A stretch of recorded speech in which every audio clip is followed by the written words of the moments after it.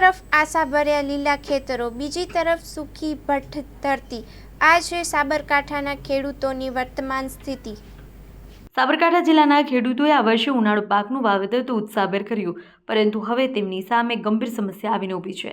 જિલ્લામાં અંદાજે 33,000 હેક્ટર જમીનમાં ઉનાળુ પાકનું વાવેતર થયું છે, જેમાં સૌથી વધુ 6,000 હેક્ટરથી વધુ વિસ્તારમાં શાકભાજીનો પાક છે. ઉપરાંત ખેડૂતોએ 5,800 હેક્ટરમાં બાજરી અને 2,250 હેક્ટરમાં મગફળીનું પણ વાવેતર કર્યું છે. હિંમતનગર સહિતના તાલુકાઓમાં ખેડૂતો માટે સિંચાઈનો મુખ્ય આધાર હાથમતી કેનાલ છે, પરંતુ આ વખતે ઉનાળાની શરૂઆતથી જ કેનાલ સૂકી ભઠ્ઠ જોવા મળી છે.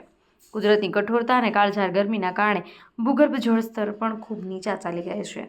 પરિણામે બોરવેલ અને કૂવામાંથી માંડ દિવસમાં 1 કલાક પાણી મળી રહ્યું છે, જે વાવેતર કરેલા પાકને બચાવવા માટે પૂરતું નથી.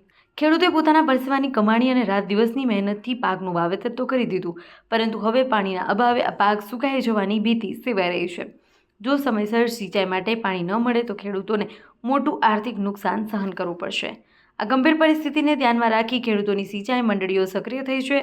કેનાલમાં તાત્કાલિક પાણી છોડવા માટે સિંચાઈ વિભાગમાં વારંવાર રજૂઆતો કરવામાં આવી રહી છે, પરંતુ હજુ સુધી કોઈ નક્કર પરિણામો જોવા મળ્યા નથી.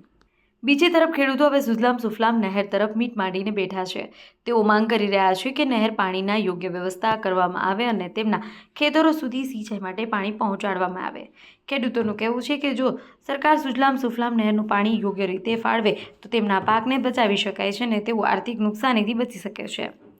હવે જોવાનું એ રહેશે કે સિંચાઈ વિભાગ અને સરકાર ખેડૂતોની ગંભીર સમસ્યાને કેટલી ગંભીરતાથી લે છે અને તેમને તાત્કાલિક ધોરણે સિંચાઈ માટે પાણી ઉપલબ્ધ કરાવે છે કે નહીં. જો સમયસર પાણી ન મળ્યું તો સાબરકાંઠાના ખેડૂતો માટે ઉનાળુ પાક ભારે પડી શકે છે. અહેવાલમાં ન્યૂઝ જીતેન્દ્ર સોલંકી, સાબરકાંઠા.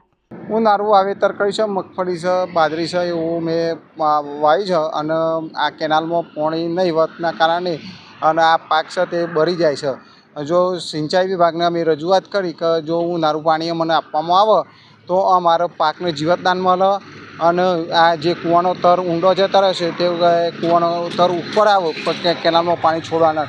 અને અમે સરકારશ્રીને ખાસ રજૂઆત કરીએ છીએ કે આ ઉનાળું પાણી આપો તો અમારા પાકને પણ જીવતદાન મળી રહે, એવી અમારી લોકોની માગણી છે. ગામ હમીરગઢ, તાલુકો હિંમતનગર, જિલ્લો સાબરકાંઠા. હવે કેનાલ પિયત માટે એવું છે સાહેબ કે શિયાળામાં પાણી રેગ્યુલર આપે છે અમને, નો ડાઉટ, અને એ સમય આપે છે. એમાં ઘણું પિયતે થાય છે, ખેડૂતોને ઘણો લાભ થાય છે. અને એમ છતાં ઉનાળામાં અમે માગણી કરીએ છીએ કે સાહેબ ઉનાળામાં પાણી હોય તો આપો તો સારું એમ, પણ આગળથી મંજૂરી નથી આવતી, કંઈ એવું હોય છે એટલે પાણી આપતા નથી, એટલે ખેડૂતોને ઉનાળું બધું ખેતી પડતર પડી રહેશે.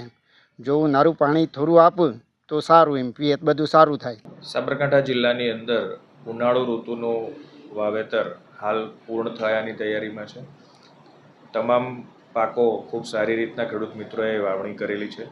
33,000 હેક્ટરથી વધારે વિસ્તારમાં સમગ્ર જિલ્લાની અંદર ઉનાળુ વાવેતર પૂર્ણ થવાના તૈયારીમાં છે. મહત્ત્વના પાકોની વાત કરીએ તો મગફળીમાં 3,000 હેક્ટર સુધી વાવેતર પહોંચેલું છે અને મુખ્ય પાક એવા બાજરીમાં પણ 5,800 હેક્ટરથી વધારે વાવેતર થયેલું છે. શાકભાજીમાં અને ઘાસચારાની અંદર પણ મોટા પ્રમાણમાં વાવેતર જોવા મળેલ છે. હાલ સિંચાઈના સ્ત્રોતો પણ જે ખેડૂતો સાથે ઉપલબ્ધ છે તેઓએ સારા અંશે વાવેતર કરેલ છે.